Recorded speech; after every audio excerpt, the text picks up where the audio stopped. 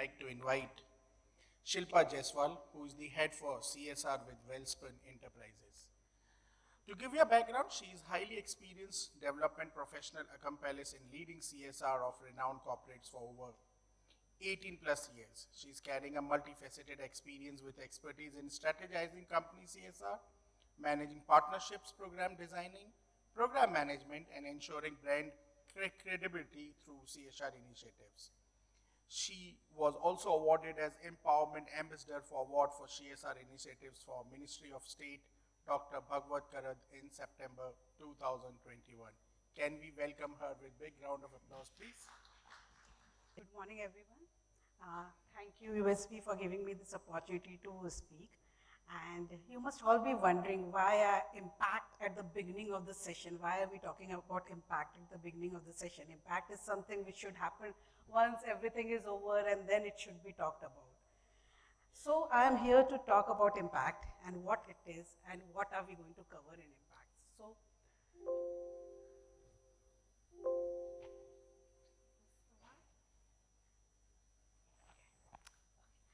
So I will talk about why impact is important, what we need to measure when we do impact, and how to measure the impact. So why to measure the impact? As you all know, the CSR is now a mandate, and it is no more a philanthropy or something which companies are doing out of philanthropy. It is something which law has made mandate, and it has been when you see the CSR law, everything is very well written. It is very well defined. The principles of the law is on three things. One is sustainability, one is accountability, and one is transparency. So when you talk about these three principles, accountability is one of the key, and which is being mandated by the law. So therefore, measuring impact is also important. Why is it important for the companies? Because companies right now for companies, it is important to know a lot of money is going into CSR. They are investing their profit into CSR. And when companies invest their profit, it's a business for them. So it's not business in terms of business, but they see CSR as a business where they want to know what are their social returns, what are their social returns on their investment which they are doing. So for company, it is important to know what the CSR is doing, and whether it is creating some social credibility for the company or not. Why for the stakeholders? Obviously, the stakeholders are their money is going into it, so they also want to know. And the stakeholders are different type of stakeholders.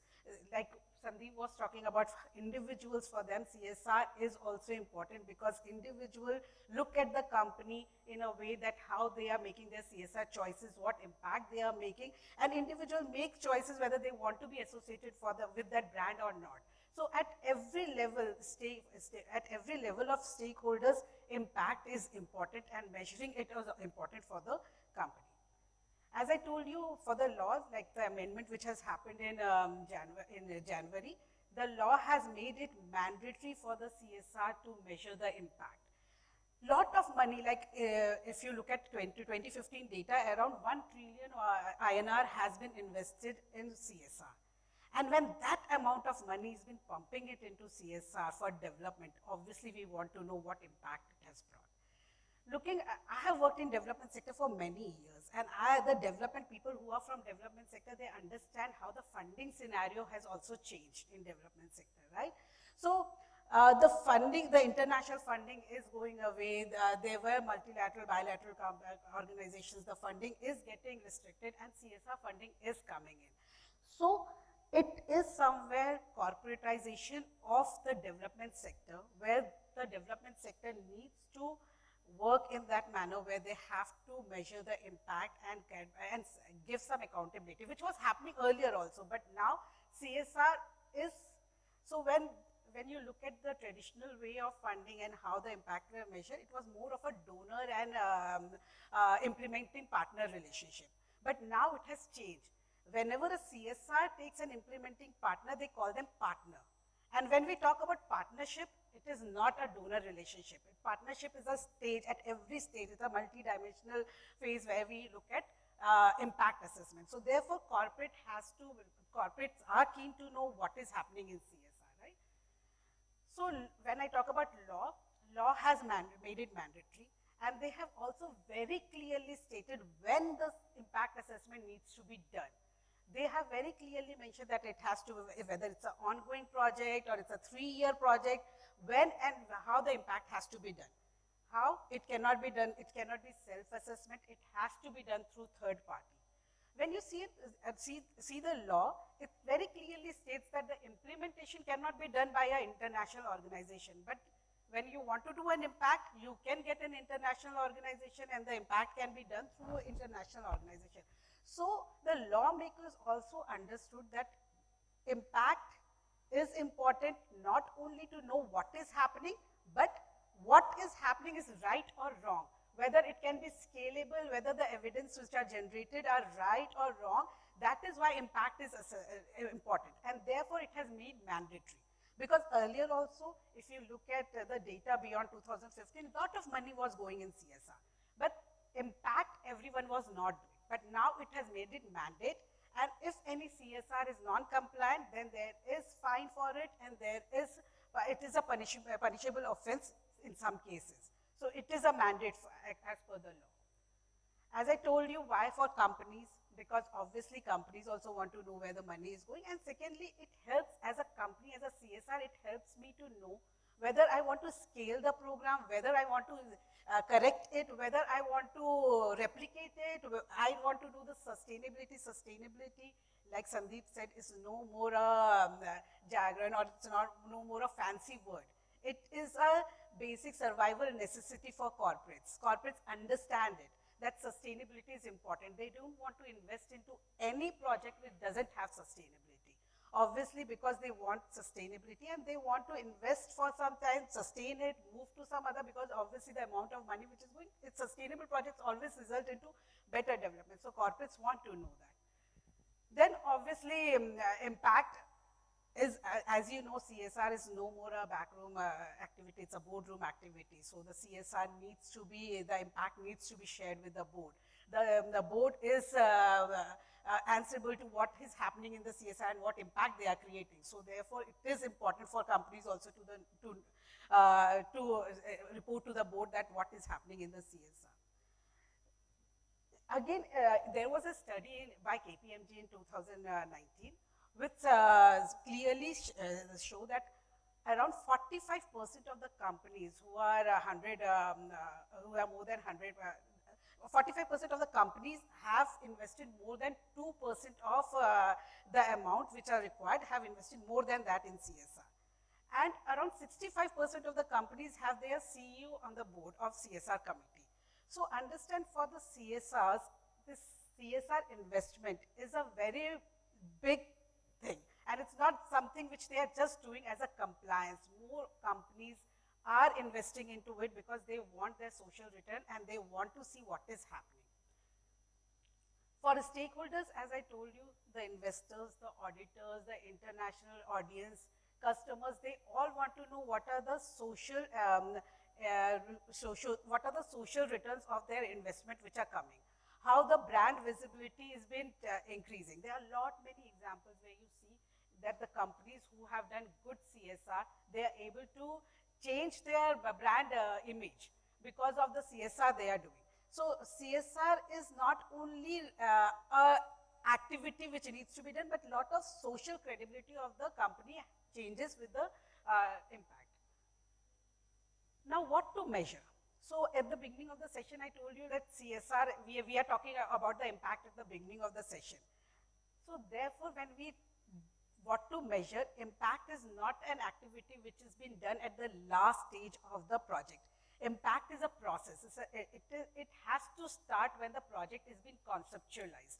When a project is being conceptualized, there are a lot of methods to measure whether we will be able to reach the impact or not.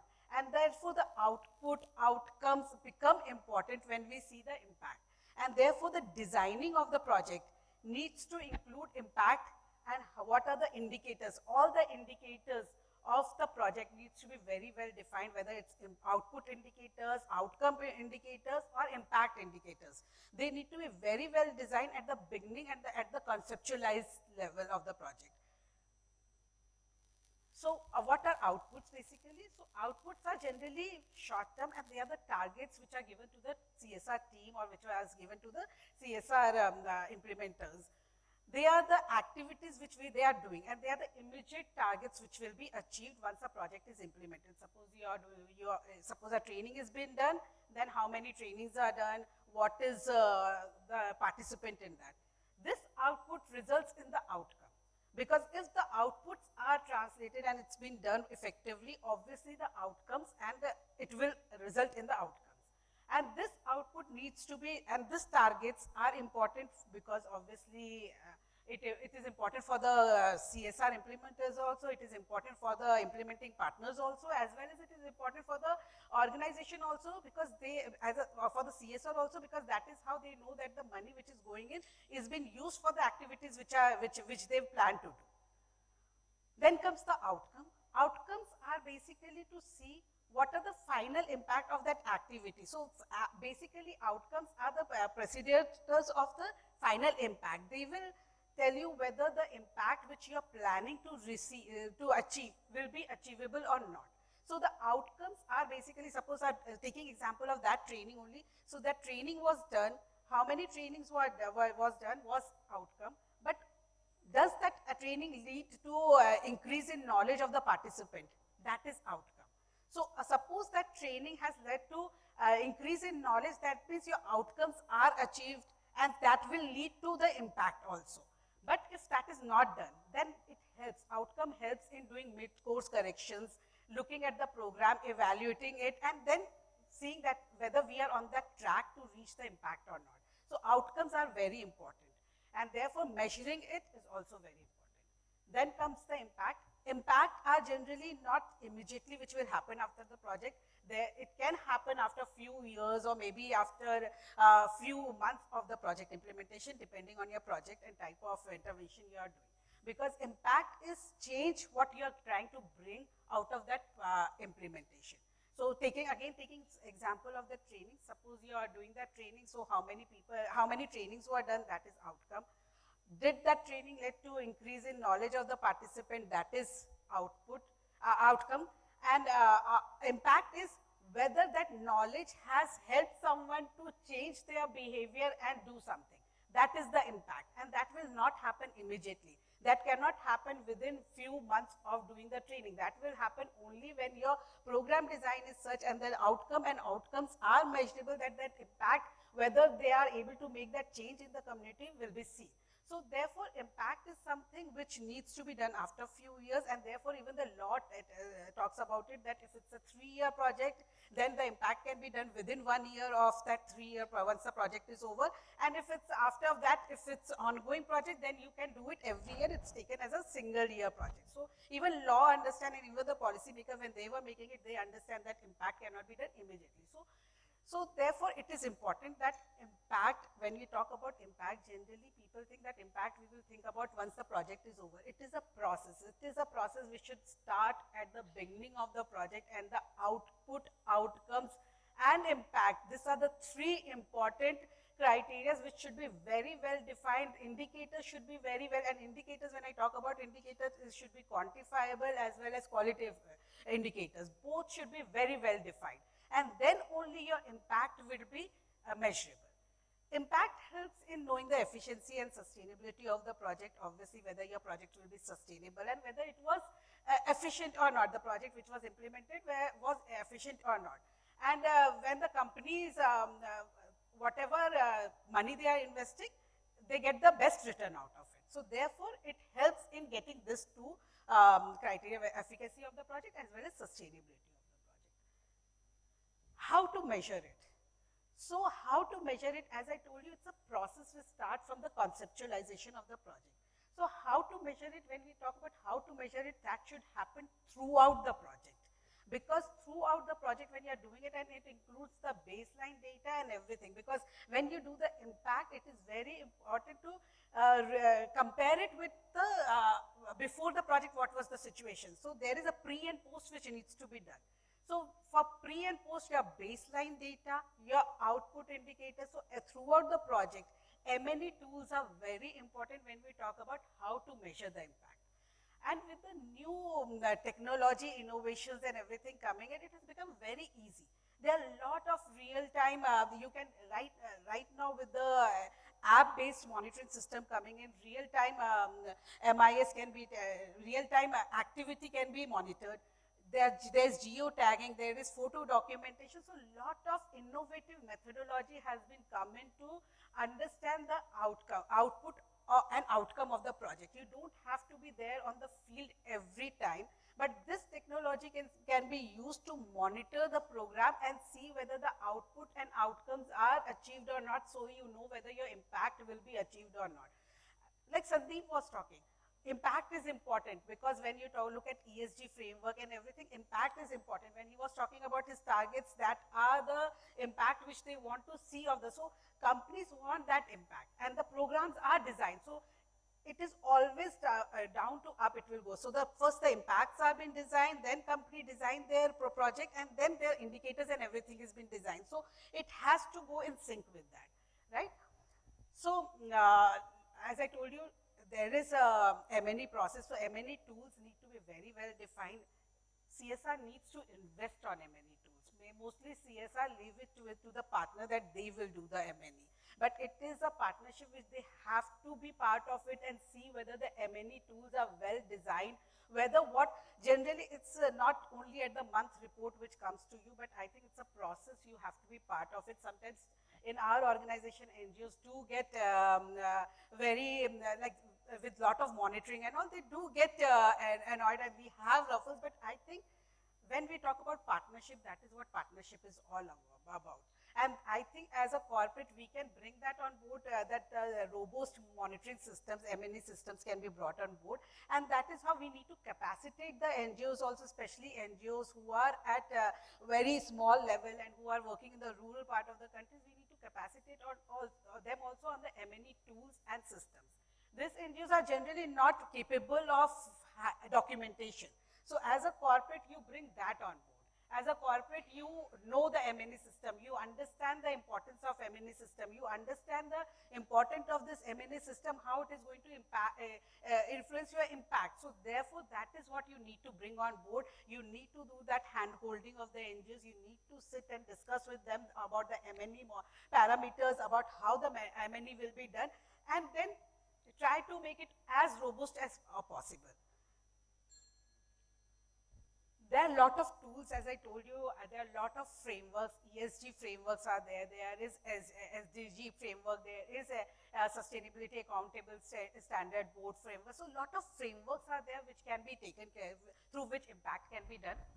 Then one of the framework which right now is very much in market, which is called SROI, Social Return on Investment Studies. So basically that helps you to know that each money which you have invested, what are the social returns, what are the social returns of that money which has been invested, which is a very robust framework, and it is evolving day by day, because it is a framework with, because CSR is happening only in India, and CSR can invest into SROI framework.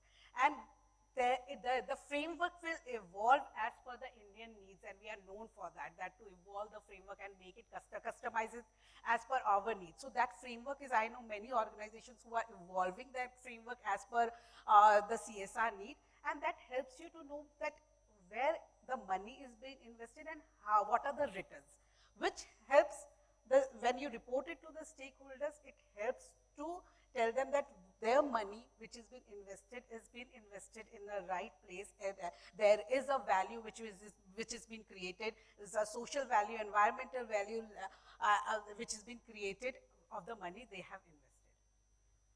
Then this framework, OECD DAC framework, which is again a very comprehensive framework. So this framework gives a very comprehensive impact assessment of what is happening in the project. And this framework is also used by many of the corporates who are doing it. And this is how impact can be measured. So to sum up my presentation, I would like to say that impact is not something which should happen at the end of the project. It is a process. When I say process, it should start from conceptualizing, when you start the baseline of the project. The baseline, when you do the baseline indicator should be very clearly matching to the indicators which you want to see at the impact. So impact is a comprehensive thing which cannot be happen at isolation, because if you are doing it in isolation after the end of the project, you will never be able to get the impact, and you will have to design the impact as per the project. But the project needs to be designed as per the impact. It has to be other way around. So just ending my presentation on that. If anyone has any quick question, I can take that if there is time for that. Otherwise, yeah.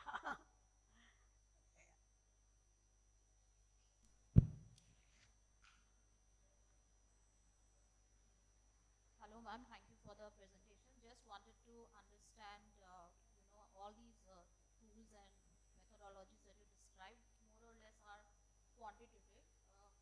What tools or methodologies would you use to analyze impact for qualitative outcomes? Like you said, increase in knowledge. Yes. So Yes. how do you understand that? So when we talk about increase in knowledge, I will take an example of health, because I am a public health expert, so I will take an example of health. When you talk about, suppose taking an example of breastfeeding, okay, so exclusive breastfeeding is mandate, right? And you are doing an intervention where you are promoting exclusive breastfeeding. Your quantitative indicators will be how many women attended your sessions, how many women went to the for ANC, PNC, or maybe for ANC, PNC. So that is your qualitative. When you talk about increased in knowledge, therefore that then when impact assessment will be done, then you will do a questionnaire will be designed in such a manner where you will ask the mother-in-law or the mother of that child that how many months you have feeded the child, did you give any supplement feed? So that is how the qualitative data will be taken care of. And that is very important. See, when you talk about increase in knowledge, that cannot be quantifiable. That has to be qualitative, and therefore the baseline is important. Because when you compare, so to validate what has come in the impact, it can be only validated when your baseline is there. When there is a data which shows that when you started the project, there were only 5% women who were doing exclusive breastfeeding, and with your intervention, there is 7% women. Why I've taken 2%, people who work in health, they know that 2% is also very difficult to achieve, but that is how the comparative will happen. So that is how, therefore I'm saying it's a process. If you do just the impact and do it, and the pre-data is not there, your impact is of no use. So therefore it is a process. I hope I made my point clear. Yeah, ma'am, I have a question. Thank you so much for the presentation. I think it was wonderful to hear as you highlighted all the details. Thank you. Thank you. My question is on the project mode. The government has defined now 4 years as the timeline for the project. So there are projects which you can, shut and, reinstall after 4 years, but there are a lot of projects like you are sponsoring children, midday meal program, etc. I mean, it's going to be the same thing after the 4 years. So how do you end it? Do you discontinue that project, or how you do it? So it's very difficult to, understand. No, so basically, see, after it's a 3-year timeline which government has given. After 3-year timeline, you do after that project is over. So your MO is for 3 years. After that project is over, you get your impact assessment done within 1 year of timeline. And after that, if you, on that impact assessment, you decide whether you want to continue that project, scale it, or maybe discontinue. If there is sustainability, you want to, like for our company, we start the project with sustainability agenda, and the theory of change is designed in such a manner that there is an exit plan. So we start the project with an exit plan that in 3 years, if we have to exit, the design should be there in first year, the intervention will this, second year, and third year, I know I have to exit. And after that, when I do the impact, and if I find something is been missing, I would continue it maybe for a year or something, or if I want to exit, I will exit. So the impact basically help you to know whether the continuation is required, whether scalability is required or not. Regarding project which has been discontinued, you don't need to do the impact of that. Obviously, discontinuation has happened due to non-implementation, or you're not able to meet the target. So for that, there is no impact assessment which needs to be done. Hi, I'm Kiran from Bharti Foundation. Yeah. I have a question. There is something called midline assessment. Yes. Where do you see the relevance of this? Because we've So, been talking about yes. this, So, the see, outcomes help you to get your midline assessment. You can sit, please. So that helps you to get your midline assessment. Outcomes are basically, say, outcomes are again, which will not happen immediately. Suppose you did a training, the output is how many trainings are done. And whether the knowledge has been increased or not, that is outcome. So midline corrections, generally what we do, we don't do a formal midline assessment. We evaluate and analyze our outcomes, which help us to do a course correction. It is very important to do the course correction. See, again, suppose my impact is to know whether the women have started breastfeeding. So my project output is how many women are attending the sessions, right? How many women have improved knowledge on breastfeeding. These are my outcomes. And if this are not coming right, that means my impact will not come. So this midterm assessment helps you to do midterm corrections and to design and evaluate your project. So it is very important tool of impact assessment. Thank you, ma'am. I guess. Okay, we'll take one. It's just to follow up to this question.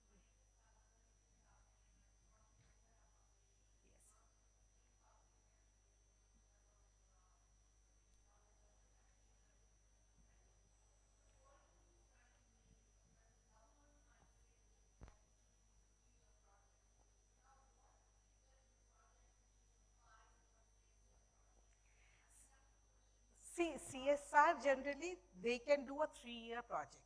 CSR can do 3-year project.